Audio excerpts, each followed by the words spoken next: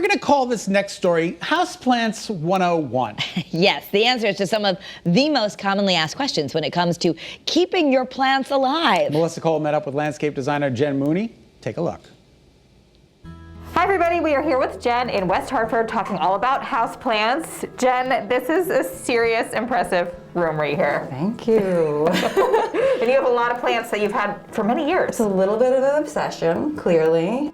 And a lot of people contact you, like if you post a picture on Instagram or something of a plant, with questions, how to take care of it, how to water it. I mean, there are a lot that people don't know. Yeah, there's a lot.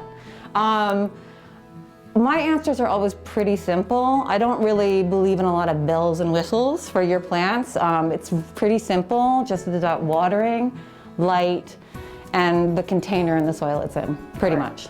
First thing, you say, know your plant. Yes.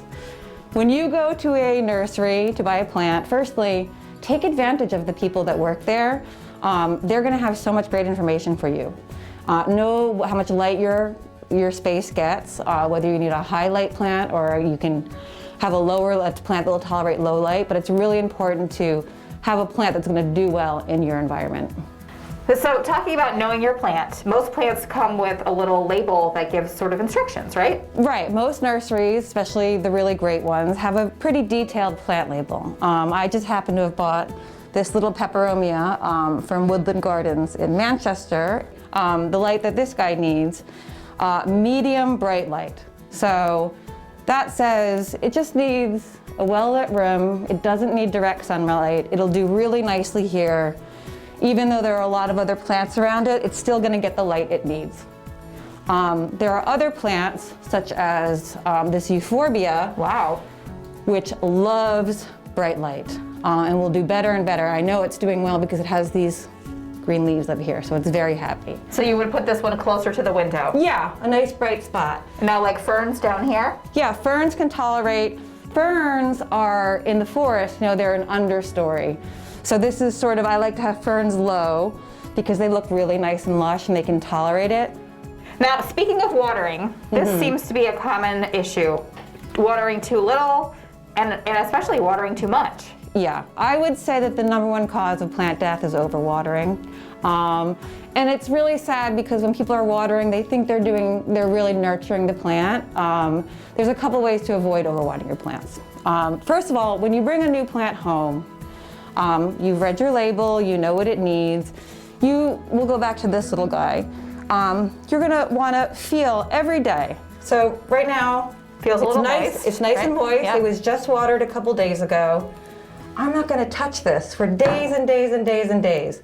But I'm gonna keep checking it because I'm getting to know this plant. So I'm gonna keep checking it every day. And when you check a plant's water level, like right now we don't have to stick our finger in so deep because we can feel it. But when you really want to know if a plant is dry, you have to really stick your finger in. So here's a little jade plant I'm sort of starting. It's not doing great, but that feels pretty dry to me. Oh yeah, feels very powdery and dry, like it desperately needs a little bit of water. Now, okay, even then, you don't need to water right away. It's actually better to let the plant dry out. When you do go to water it, how much water would you put in here? I will just put up to the rim. All right, okay, we're going to see it in Let's do action. let's do a little experiment. That's all I would do. That's it. That's all I would do for that guy. Just a little drink. Just a drink. Do we need to do anything else besides water them? I think it's great to fertilize your plants, maybe once a month. I recommend fish emulsion fertilizer. Okay. This is a great one. It's fish fertilizer. You dilute this. It's about, I think it's like a tablespoon per gallon of water. So I'll usually just take a capful and fill up my gallon watering can, make sure it's diluted, and then just do a regular watering. I walk through my plant room every day and I just I feel the soil, see how everybody's doing. I look under leaves, I see if there's any pests. It's a really nice process actually. So just pay attention.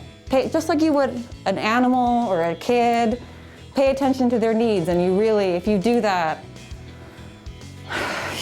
your plants will be so happy. You can follow Jen on social media for more ideas and information. Just search for her, Jen Mooney. That's one word.